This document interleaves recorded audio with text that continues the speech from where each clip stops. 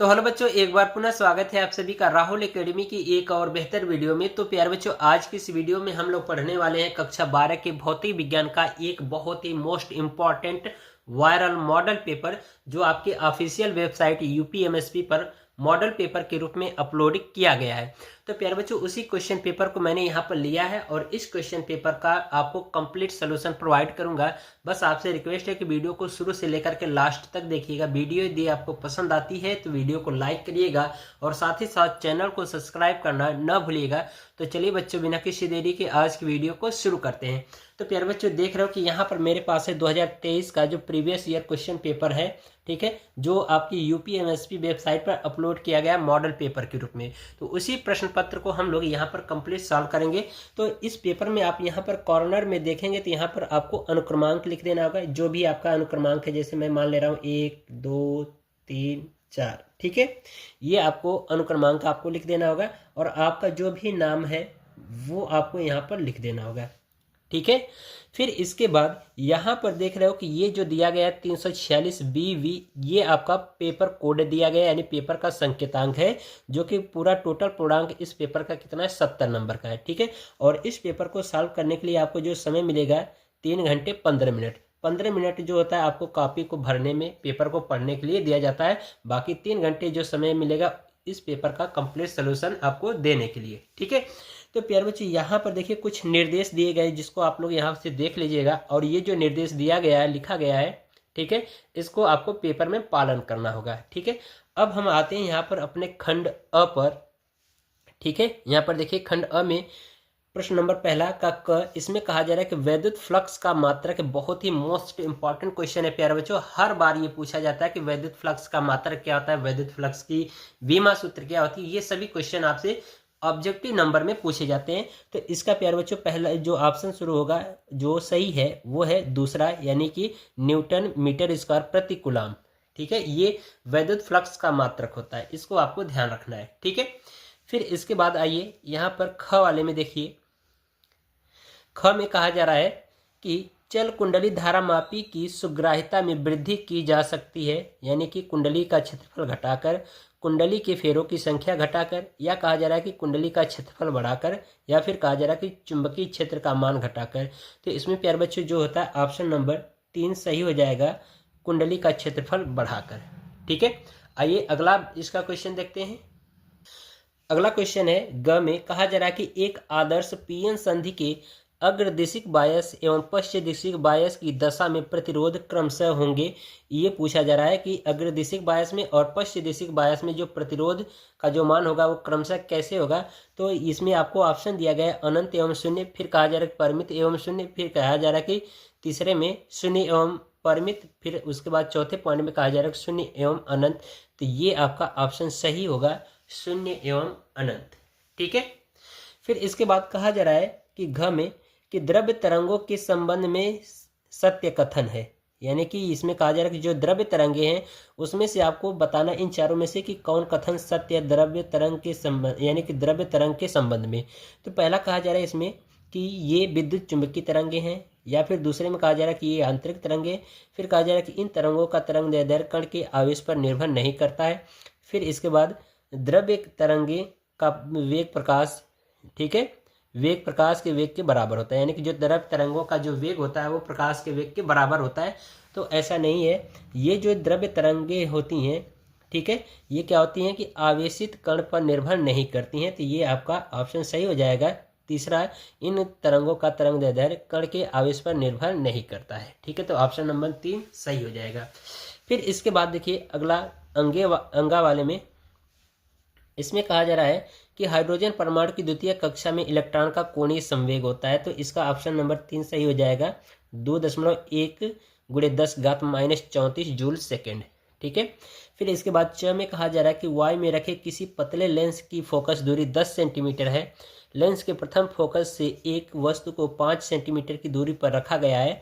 तो इसमें कहा जा रहा है कि द्वितीय फोकस के प्रतिबिंब की दूरी होगी, ठीक है। तो इसमें आपको दिया गया ऑप्शन बी में, ऑप्शन ए में 20 सेंटीमीटर, 15 सेंटीमीटर, 30 सेंटीमीटर और 25 सेंटीमीटर। तो यहाँ पर ऑप्शन नंबर 2 सही हो जाएगा, यानी 25 सेंटीमीटर, ठीक है। अब हम आते हैं अपने अगले वाले खंड पर, यानी खंड ब, इसमें कहा जा रहा है कि क वाले क्वेश्चन में कि नार कह रहा है कि नार द्वारा, ठीक है, प्रतीक चिन्ह बनाइए और इसके अंतर्गत सत्यता सारणी बनाइए। तो प्यारे बच्चे ये जो है हमारे सिलेबस से हटा दिया गया है, तो इसको हम लोग नहीं देखेंगे, ठीक है।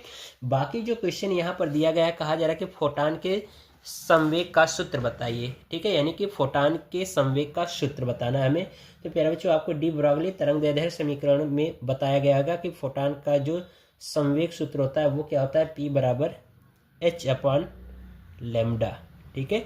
यहाँ पर h क्या है, प्लांक नियतांक है, और लैम्डा जो है प्रकाश की तरंगदैर्ध्य, और P क्या है, उसका संवेग। तो ये फार्मूला होता है, ये 1 नंबर का होता है, ये बस यही आपको इतना लिख देना होगा। तो अगला क्वेश्चन देखेंगे। तो यहाँ पर कहा जा रहा है कि नाभिकीय बम एवं नाभिकीय रिएक्टर में होने वाली श्रृंखला अभिक्रियाओं में अंतर लिखिए, ठीक है। तो प्यारे बच्चे यहाँ पर आपको बस एक शब्द में बताना है, क्योंकि 1 नंबर का क्वेश्चन है तो उसी के हिसाब से इसका आंसर भी देना है। तो इसको आप कह सकते हैं कि जो नाभिकीय बम होता है इसमें अनियंत्रित अभिक्रिया होती है, और नाभिकीय रिएक्टर में क्या होता है, नियंत्रित अभिक्रिया होती है, ठीक है। बस इतना आपको अंतर बता देना है, 1 नंबर मिल जाएगा।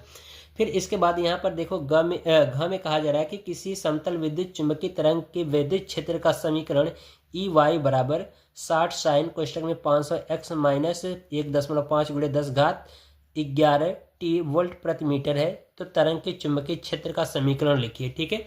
1 नंबर का क्वेश्चन है और इसको आइए सोल्यूशन देख लेते हैं, ठीक है। यहाँ पर जो दिया गया है उसको पहले नोट कर लेते हैं, ठीक है। यहाँ सोल्यूशन में यहाँ पर देखेंगे, यहाँ पर आपको दिया गया है EY बराबर दिया गया है आपको 60 साइन कोष्टक में दिया गया 500 x माइनस 1.5 × 10⁻11 t वोल्ट प्रति मीटर, ये आपको दे रखा है, ठीक है। तो हमें चुंबकीय क्षेत्र का जो समीकरण है उसको बताना है। तो चुंबकीय क्षेत्र का जो समीकरण यानी कि BY का मान हमें बताना है, ठीक है। तो BY का मान का मतलब कि इसका जो समीकरण होता है, प्यारे बच्चों मैं लिख दे रहा हूँ कि इसका जो समीकरण होता है B0 बराबर साइन कोष्टक में KX माइनस ओमेगा t, ये इसका समीकरण होता है। इसी के फॉर्मेट में हमें ये समीकरण बनाना है। तो हमें किसका मान चाहिए, B0 का मान चाहिए, और यहाँ पर ओमेगा का है ही, बस K का मान यहाँ पर पता ही है, बस रख देना है, ठीक है। कुल मिलाकर के हमें क्या करना है कि B0 की वैल्यू निकाल लेनी है, बस यहीं पर रख देना है, हमें मान मिल जाएगा, ठीक है।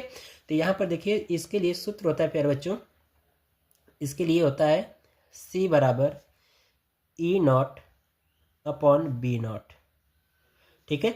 इस सूत्र से हम मान निकाल लेंगे। और यहाँ पर देख रहे हो कि यहाँ पर जो E0 है ये वैद्युत क्षेत्र का मान है, और ये चुंबकीय क्षेत्र का मान, और जो C है जो प्रकाश की चाल है। तो इसमें अगर हमें B का मान निकालना है तो ये B0 बराबर लिख सकते हैं E0/C, ये हो गया। इसी से अब मान निकाल लेना है। अब ये E0 का मान कहाँ से मिलेगा, तो इसकी तुलना कर देंगे, क्योंकि इसका जो सूत्र होता है EY बराबर E0 साइन, ठीक है, कोष्टक में KX माइनस ओमेगा t। तो यहाँ पर देख लो जहाँ E0 है वहाँ पर क्या है, 60 है। तो यहाँ पर मान रख देंगे, तो ये हो जाएगा B0 बराबर 60, और C जो है प्रकाश की चाल होता है, इसका मान फिक्स होता है 3 × 10⁸, ठीक है। तो इसका भाग कर देंगे तो हो जाएगा 20, ठीक है। तो ये 10 जो 8 है ये ऊपर चला जाएगा, तो ये हो जाएगा B0 बराबर 20 × 10⁻−8, ठीक है। और इसका मात्रक जो होता है टेस्ला होता है, ठीक है। तो यही वाला मान हमें प्राप्त हो गया। तो अब हमें इसका चुंबकीय क्षेत्र का समीकरण बताना है, तो इसी मान रख दीजिए। तो ये हो जाएगा BY बराबर, ये हो जाएगा B0 की जगह पे ये रख दीजिए 20 × 10⁻−8, ठीक है, साइन K की जगह पे देखो 500 है ही, 500 x माइनस ओमेगा का मान 1.5 × 10⁻11 t, ठीक है। ये हमारा फाइनल आंसर हो जाएगा, ठीक है। इसका मात्रक टेस्ला। यही 1 नंबर का क्वेश्चन है, बहुत ही सिंपल क्वेश्चन था, ठीक है। चलिए अगला क्वेश्चन देखते हैं। अगले क्वेश्चन में प्यारे बच्चों देखिए कहा जा रहा है कि किसी शुद्ध प्रेरणीय प्रत्यावर्ती परिपथ में वोल्टता एवं धारा में कलांतर लिखिए, ठीक है। तो प्यारे बच्चे यहाँ पर देखो कि जो प्रेरणी है, प्रेरणी का मतलब जो प्रेरकत्व होता है, यानी कि जो अगर शुद्ध प्रेरकत्व अगर परिपथ में एलसीआई यानी कि प्रत्यावर्ती धारा परिपथ में जोड़ा जाता है तो इसमें जो इसका वोल्टेज होता है, ठीक है, वो धारा से क्या होता है, अग्रगामी, 90 अंश अग्रगामी होता है। अगर शुद्ध प्रतिरोध अगर लगा है तो उसमें प्रवाहित धारा, ठीक है, और इसका जो विभव है वो दोनों एक ही लाइन पर होते हैं। और ये जो आपका जो प्रेरकत्व होता है इससे क्या होता है, 90 अंश अग्रगामी होता है, यानी कि इसका जो कलांतर होता है वो कितना होता है, 90 अंश अग्रगामी होता है, यानी आगे चलता है। और धारिता अगर संधारित्र जुड़ा होता है तो ये इससे क्या होता है, धारा से या वोल्टेज से 90 अंश पश्चगामी होता है, ठीक है। तो यहाँ पर क्या हो जाएगा, इसके लिए यहाँ पर VL हो जाता है, यहाँ पर क्या हो जाता है, VC हो जाता है। तो हम ये कह सकते हैं कि इसमें कहा गया है कि इनका कलांतर बताना है, तो जो कलांतर होगा वो कितना होगा, 90 अंश होगा, या फिर हम इसी को कह सकते हैं π/2 होगा। 1 नंबर का यही क्वेश्चन है, तो इतना ही आपको लिख करके छोड़ देना होगा, ठीक है। तो यहाँ पर इसका प्यारे बच्चे जो आंसर हो जाएगा वो कितना हो जाएगा, 90 अंश, ठीक है, या फिर आप इस तरह से लिख सकते हो π/2, ठीक है। ये 1 नंबर का क्वेश्चन था। अब इसके बाद यहाँ पर देखिए कहा जा रहा है च में, कह रहा है कि 1.5 वोल्ट विद्युत वाहक बल वाले सेल का आंतरिक प्रतिरोध 0.1 ओम है। सेल को 2.9 ओम के बाह्य प्रतिरोध से जोड़ने पर सेल के सिरों का विभवांतर ज्ञात कीजिए, ठीक है। तो यहाँ पर इसका सलूशन देखिए, इसमें आपको दिया गया है कि जो सेल का विद्युत वाहक बल E का मान है वो 1.5 वोल्ट है, ठीक है, यही आपको दिया गया है। तो यहाँ पर नोट कर लेते हैं, आपका 2 का च क्वेश्चन है, ठीक है। तो यहाँ पर लगा लेंगे क्वेश्चन 2 का च। तो इसमें E बराबर आपको दे रखा है कितना, 1.5 वोल्ट दे रखा है, और जो प्रतिरोध जो जोड़ा गया उसका मान R बराबर कितना है, 2.9 ओम है, और सेल का जो आंतरिक प्रतिरोध R बराबर उसका मान दिया गया है 0.1, ठीक है, ओम। ये आपको दिया गया है। तो हमें पूछा जा रहा है कि V का मान, ठीक है। तो V का मान ज्ञात करने के लिए देखो प्यारे बच्चों, सूत्र होता है हमें V बराबर E minus I into R, ठीक है। इस फार्मूले का डेरिवेशन मैंने करा रखा है। अगर इस फार्मूले का डेरिवेशन नहीं देखें तो वीडियो का लिंक आपको डिस्क्रिप्शन में मिल जाएगा, वहाँ से देख लेना। लेकिन टॉपिक का नाम बता दे रहा हूँ, ये आपका है सेल का विद्युत वाहक बल तथा सेल के टर्मिनल विभवांतर तथा उसके आंतरिक प्रतिरोध, ये आंतरिक प्रतिरोध स्मॉल r होगा, ठीक है, में संबंध। तो उसी टॉपिक का ये डेरिवेशन, तो इसका मैंने करा रखा है, वीडियो का लिंक डिस्क्रिप्शन में दे दूंगा, उसको जरूर देखना। इंपॉर्टेंट डेरिवेशन है, पेपर में क्वेश्चन पूछा जाता है, न्यूमेरिकल भी और डेरिवेशन भी, ठीक है। तो आइए यहाँ पर देखिए, फार्मूला यही है, लेकिन हमें धारा का मान पता नहीं है, तो धारा का मान निकाल लेते हैं सबसे पहले। तो यहाँ पर हो जाएगा सूत्र I बराबर होता है सूत्र E बटा capital R plus small r से, ठीक है, ये फार्मूला होता है। इस फार्मूले से हम क्या करेंगे, I का मान निकाल लेते हैं, ठीक है। तो इसी में मान रखिए, तो ये हो जाएगा I बराबर E का मान यहाँ पर 1.5 बटा कैपिटल R का मान 2.9 प्लस ये हो जाएगा स्मॉल r का मान 0.1, ठीक है। तो इनको यदि प्यारे बच्चों हम लोग जोड़ देंगे तो ये हो जाएगा 1.5 और ये हो जाएगा कितना, 3, भाग कर दीजिए तो ये हो जाएगा 0.5। तो I बराबर कितना हमें मान मिल गया, 0.5 एम्पियर, ठीक है, ये I का मान मिल गया। अब यही I का मान कहाँ पर, इस फार्मूले में रख दो, तो ये हो जाएगा V बराबर E का मान दिया गया 1.5, अब माइनस I का मान अभी निकला 0.5, अब गुड़े R का मान, स्मॉल r का मान 0.1, ठीक है। इसको सॉल्व कर दीजिए तो V बराबर हो जाएगा 1.5 माइनस इसका गुणा करा देंगे तो 0.05 हो जाएगा। इसमें इसका घटा देंगे, 1.5 में से 0.05 को घटा देंगे तो V बराबर आ जाएगा 1.45 और इसका मात्रक क्या हो जाएगा, वोल्ट। ये आंसर हो जाएगा। 2 नंबर का क्वेश्चन था, बहुत ही सिंपल क्वेश्चन था, ठीक है। तो चलिए अब हम लोग अगला क्वेश्चन देखते हैं। इसका अगला क्वेश्चन यहाँ पर देखिए, अब हम लोग करने वाले हैं खंड स, ठीक है। खंड स में देखिए प्रश्न नंबर 3 का क, इसमें कहा जा रहा है कि नाभिक की बंधन ऊर्जा से क्या तात्पर्य है। यदि किसी नाभिक के लिए द्रव्यमान क्षति 10⁻⁻6 किलोग्राम हो तो उसकी बंधन ऊर्जा इलेक्ट्रॉन वोल्ट में ज्ञात कीजिए। बहुत ही इंपॉर्टेंट क्वेश्चन है प्यारे बच्चों। और प्यारे बच्चों एक चीज़ और मैं आपको बता दूं कि कुछ जो क्वेश्चन है जो हमारे यूट्यूब चैनल पर वीडियो अपलोड कर दी गई है उसका लिंक आपको डिस्क्रिप्शन में मिल जाएगा। यदि नहीं आपको मिल पा रहा है तो आप हमारे यूट्यूब चैनल के प्लेलिस्ट में जाइए, वहाँ पर लिखा है फिजिक्स 2025, ठीक है।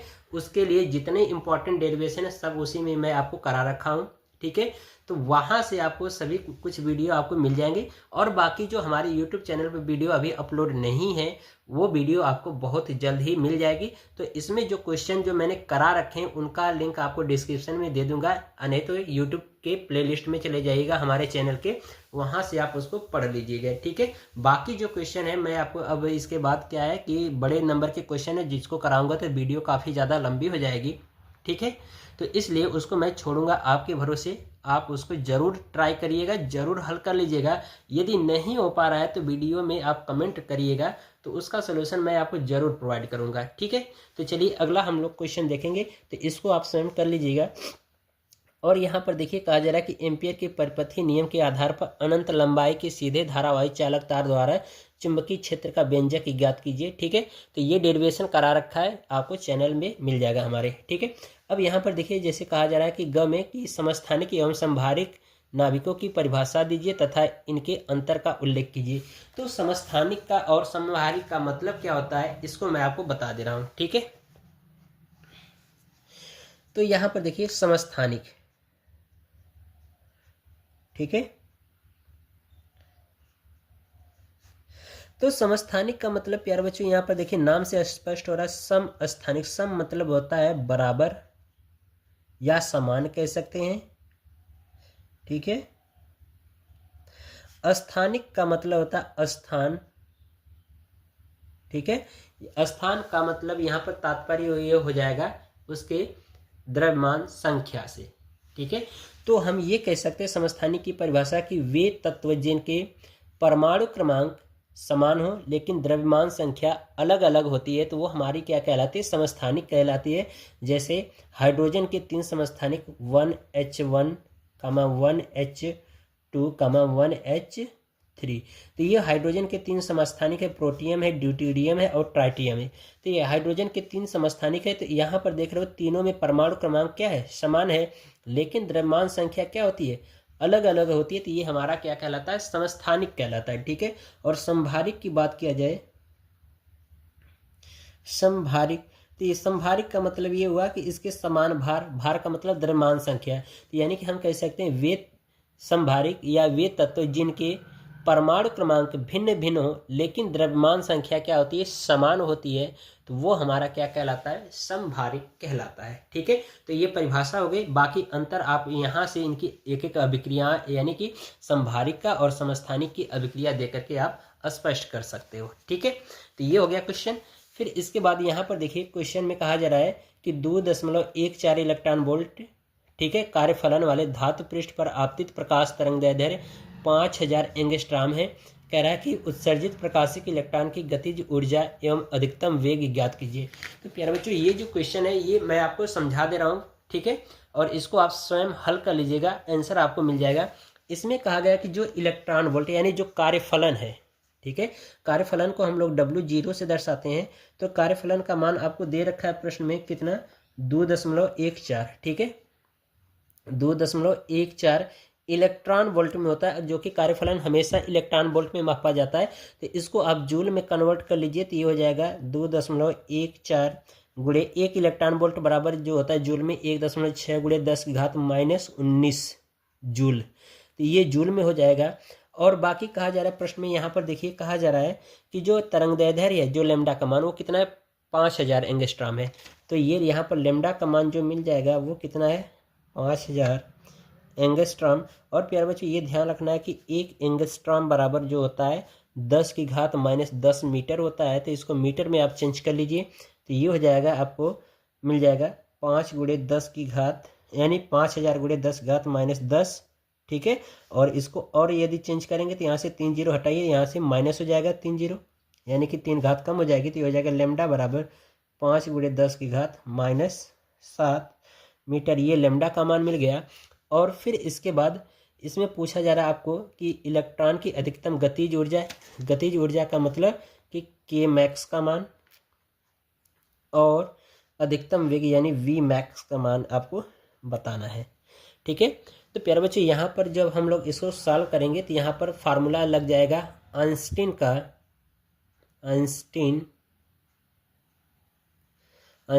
का प्रकाश वैद्युत समीकरण,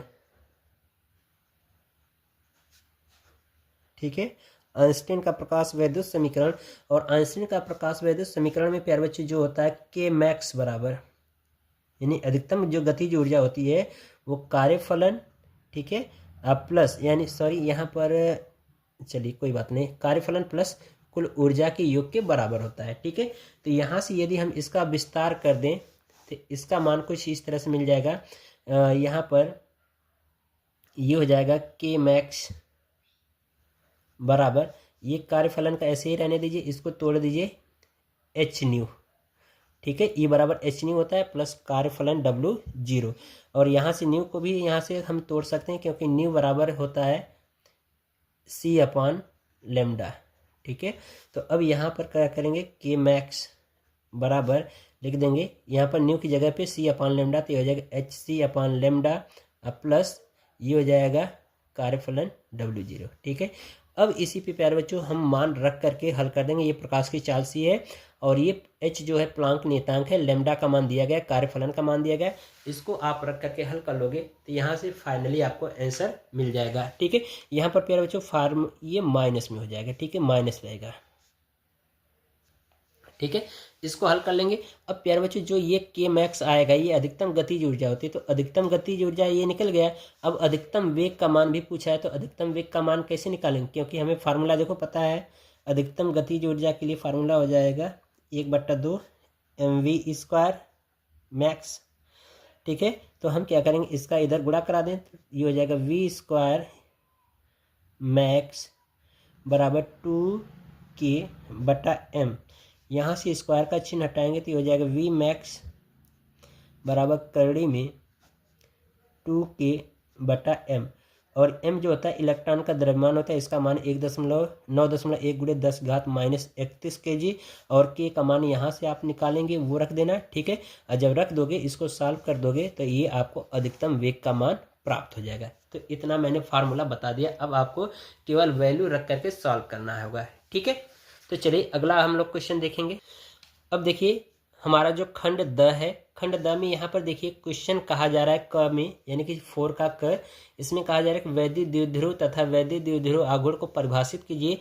बाकी ये आपको न्यूमेरिकल्स दिया गया है। तो यहाँ पर वैद्युत द्विध्रुव किसे कहते हैं, वैद्युत द्विध्रुव आघूर्ण किसे कहते हैं, ये सभी डेरिवेशन परिभाषा सब कुछ मैंने करा रखा है। बस आपको हमारी यूट्यूब चैनल के प्लेलिस्ट में जाना है फिजिक्स 2025 में, वहाँ पर सभी वीडियो आपको एक क्रम से मिल जाएंगी, ठीक है।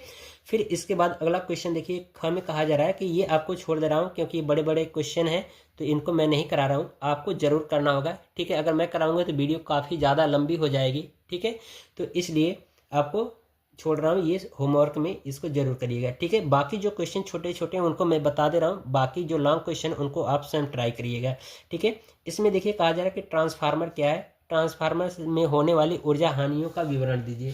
तो प्यारे बच्चों ट्रांसफार्मर मैंने पढ़ा रखा है। ट्रांसफार्मर क्या होता है कि यह एक विद्युत उपकरण होता है जो कि केवल प्रत्यावर्ती धारा वोल्टेज स्रोत पर क्या करता है, कार्य करता है, ठीक है। और जो ट्रांसफार्मर के जो प्रकार होते हैं ये 2 तरह के होते हैं, एक उच्चाई होता है, एक अपचाई ट्रांसफार्मर होता है, ठीक है। बाकी इनमें यदि ट्रांसफार्मर में होने वाली ऊर्जा हानि की बात करें, ठीक है, तो इसमें कौन कौन सी ऊर्जा हानियाँ होंगी, ठीक है। तो यहाँ पर देखिए हेडिंग लगा देंगे ट्रांसफार्मर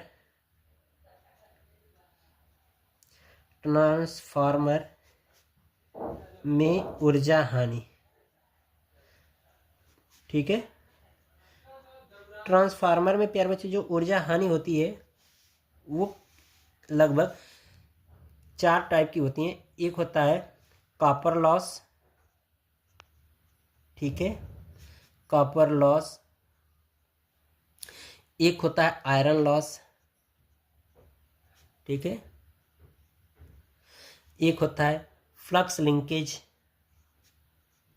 ठीक है, फ्लक्स लिंकेज। और चौथा जो होता है हिस्टैरिसीस लॉस, ठीक है, जिसको हम लोग शैथिल्य हानि भी कहते हैं, ठीक है,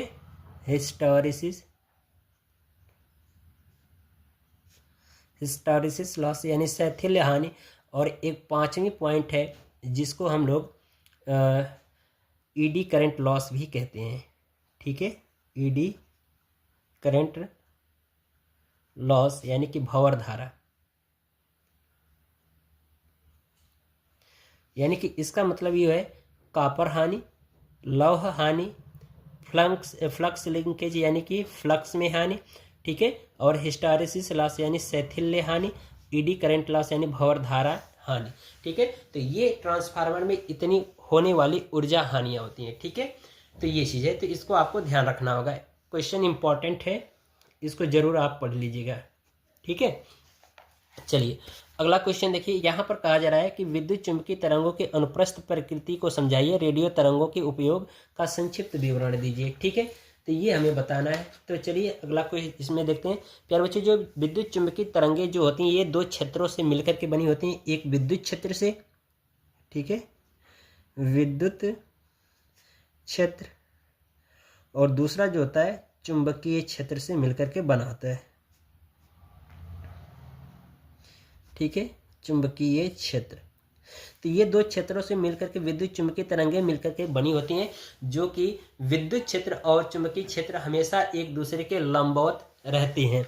यदि इसका ग्राफ देखा जाए तो ये जो विद्युत चुंबकीय तरंग का जो ग्राफ होता है कुछ ऐसे होगा, ठीक है। ये अगर मान ले तरंग संचरण की दिशा है तो यहाँ पर जो ग्राफ होगा तरंगों का कुछ ऐसे श्रृंग एवं गर्त में चलेगा।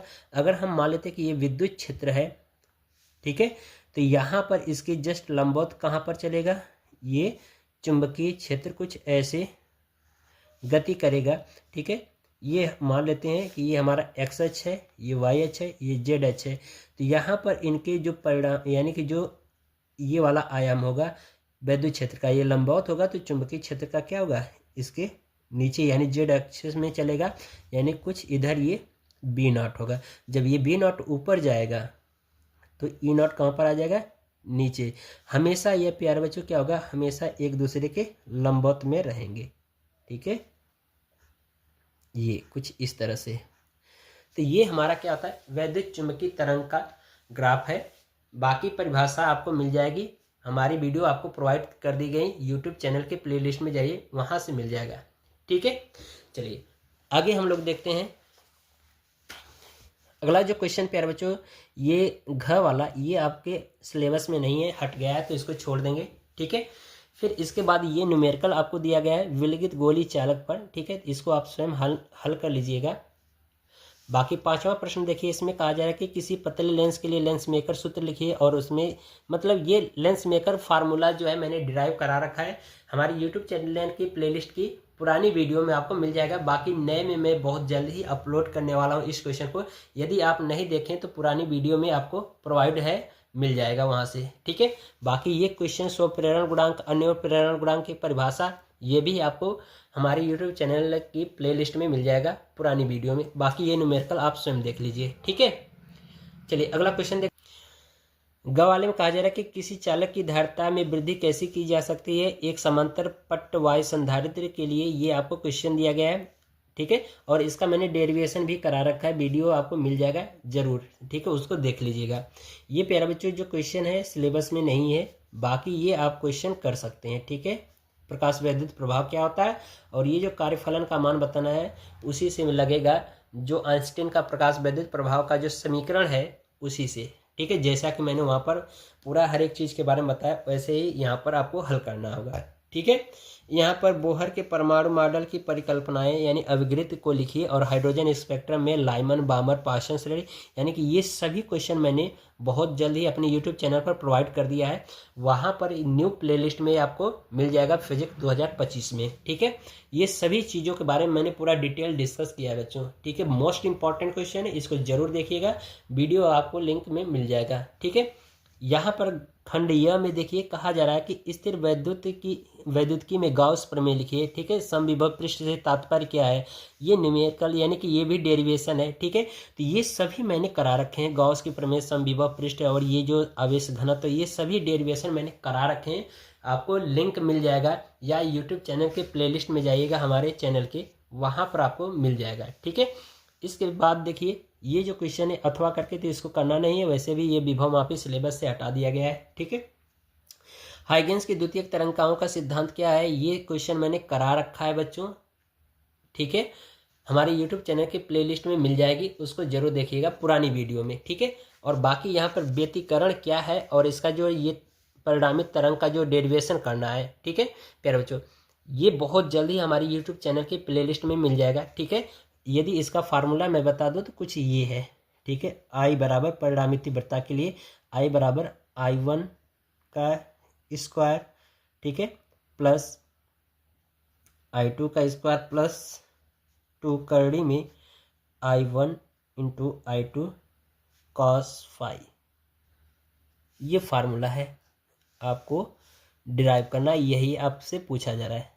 ठीक है, ये आपको मैं बहुत जल्द ही प्रोवाइड करने वाला हूँ वीडियो। ठीक है, चलिए अगला हम लोग क्वेश्चन देखेंगे।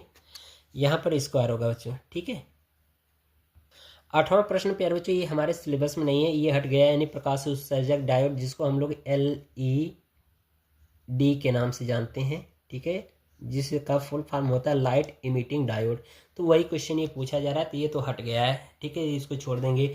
बाकी ये जो है प्यारे बच्चों, खगोलीय दूरदर्शी का किरण आरेख बनाइए जबकि अंतिम प्रतिबिंब अनंत पर बनता है। ठीक है, तो ये डेरिवेशन मैंने करा रखा है और इसका ग्राफ भी बनवा दिया है पुरानी वीडियो में, वहाँ से आप इसको जरूर देखिएगा, लिंक डिस्क्रिप्शन में आपको मिल जाएगा। ठीक है, और फिर इसके बाद अगला क्वेश्चन 9 में यहाँ पर प्यारे बच्चों देखिए कहा जा रहा है बायो सेवर्ट का नियम लिखिए।